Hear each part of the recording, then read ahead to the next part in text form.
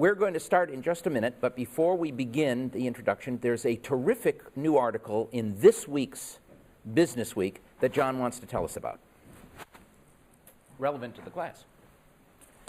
So we've spent a good deal of time lately talking a lot about the effect of the boomer generation and how that impacts employment and public pensions and things like that. But I wanted to share this article. At first, when I picked it up, I must admit that, oops. There we go. I thought it was an article about Egypt or something based on the picture, right? And it might be Egypt. In fact, to some extent, what's contributed to revolutions in Egypt and Tunisia and other places is a high rate of youth unemployment or young adult unemployment. The article is actually about youth unemployment.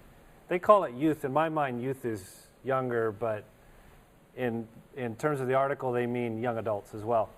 And apparently, youth unemployment is particularly rampant in many countries throughout the world. They've been hit harder than average by the global recession and slower to recover in terms of jobs than the rest of the than other age cohorts.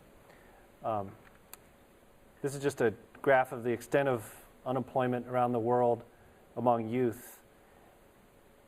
It's certainly true of young people that don't have education, but it's also true of a lot of young adults who have college degrees, and it may even be more stinging for them, especially if they're from a developing nation, come from a low-income background, and then put in the hard work to get a degree in engineering or something like that, and then are unemployed. They feel like they did their part, and the system's not fair, therefore we need a revolution or whatever.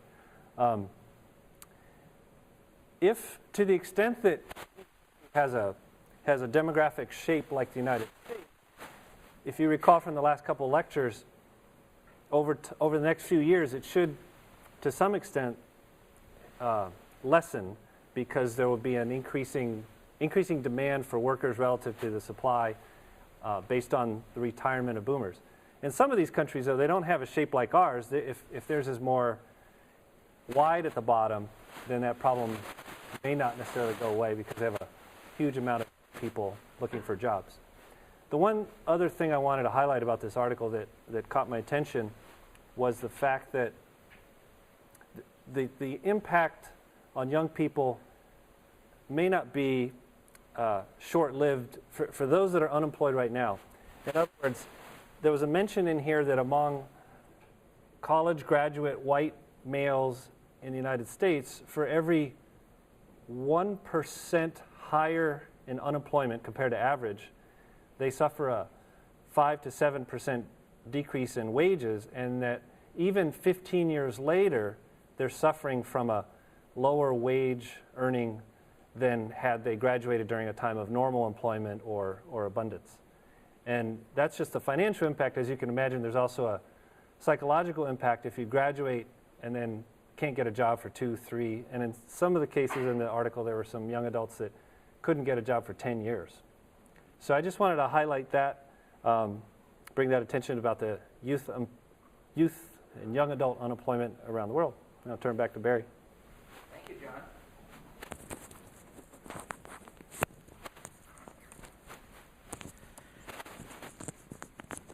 So we have looked at families. We've started to look at the world of work and the changing demographics of work. And tonight, we are going to take a look at older workers and the whole question of what is often called retirement. People are shying away from that word now. What kinds of things will people my age and older do, and some of you in the room, when we may not be doing our job that we did all our lives, but we're not ready to give up work. And we're going to focus a lot on that. It's going to be critically important because, as we know from data that we've presented here before, the population, time being, as the baby boom generation reaches 65 at a rate of about 8,000 a day since January 1st, We're going to have a huge number of older workers. We're going to have a smaller cohort following them. And there will be some question, not immediately, but into the future, who's going to fill some of the jobs that will need to be filled. We may already begin to see some structural unemployment, jobs that are going begging because we don't have the appropriate skills in a few places. Over time, we may see more of these spot shortages, and unless we have some restructuring of the workforce, maybe continued or increased immigration, as well as older workers staying in the labor force longer, we may find ourselves not having quite enough people to fill all the jobs.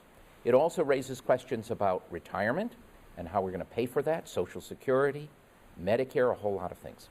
We have two phenomenal guests, and I'm proud to say, not only guests, but very dear friends of mine. Joe Quinn and I taught classes together at Boston College way back in the 1970s when we were both hired at BC. And we've known each other ever since, and it's a real joy to have him here at Northeastern. Joe is a professor of economics at Boston College. He's the former dean of arts and sciences at Boston College. And for all of his career, from the time he was a graduate student at MIT, he has been focusing much of his attention, not all of it, but much of it, on the whole question of aging issues, retirement, what it means for individuals, what it means for the country. He has extensive work using some of the largest surveys that the government has carried out, looking at the older workforce.